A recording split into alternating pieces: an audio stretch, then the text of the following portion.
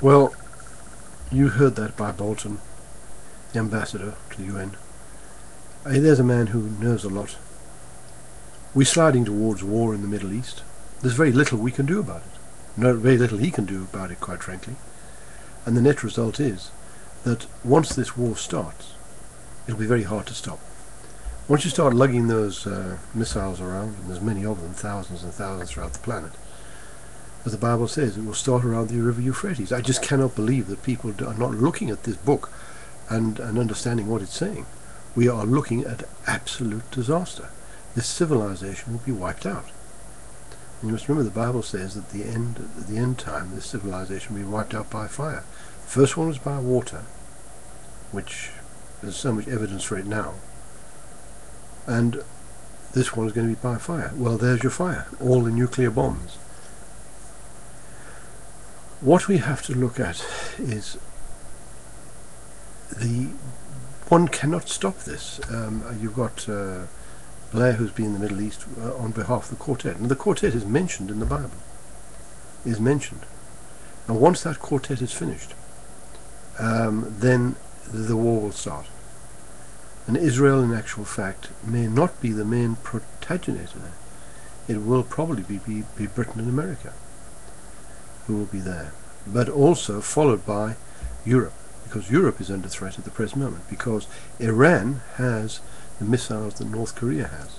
And those missiles can shoot clear across Japan, across the Pacific, right the way to America. Now you take that arc, put it from Iran across Europe, it hits Newfoundland. So every city in Europe is now under threat to nuclear war. And, you know, quite frankly, it's a very disturbing thing. I mean, I must tell you that, you know, for 40 years, I'm 66 now, but for 45 years, I have looked at this and seen all these prophecies coming through, one after another come through. And I've checked up on the archaeology and everything else. The Bible is not a myth. Do not believe that. Those are enemies. Like they call the conservatives bad, or the Labour bad, or whatever. That's unimportant. The Bible is not a myth. In actual fact, it's a very accurate book. It hasn't got a flawed history. In actual fact, its history is dead on. Do you know that just in one area alone, there's over 1,000 reference points in the last 2 or 3 years that have been found that tie up with biblical, right, the Bible. That's in addition to all the rest that's gone on for the past 200-300 years. So, you know, we have to realize that this is a very accurate book. And those things, physical things, are put there because you've got to then believe the rest as well. And if they're all there, then you've got to believe it. And just to give an example, how did the man know, Job, know that there was rivers under the sea? We only found that out ourselves in 1960, yet it says so in the Bible. How did the Bible know that the Pleiades are gravitationally attracted to stars? The Bible knew that. We only found that out comparatively recently, last 100 years or so. How did the Bible know that there was fountains at the bottom of the sea? We only found them 30 years, about 1970. We call them smokers. Rather call them smokers than fountains in the deep, because then it would be recognized as a biblical thing. The flood is there. I mean, now you're coming across flood stories. All the nations have a flood story. In the southern Australia, between Tasmania, there is a flood there. You can see everything that happened there.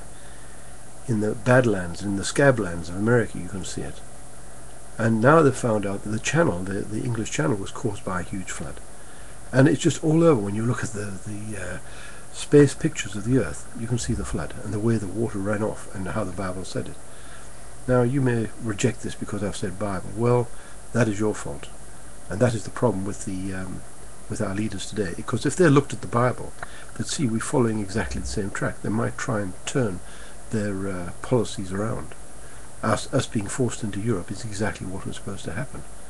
And now, of course, we're in there. The British people will not accept it. It's going to cause huge trouble. In the end, this is going to cause huge trouble. Britain is not to be part of Europe. Thank you very much for listening.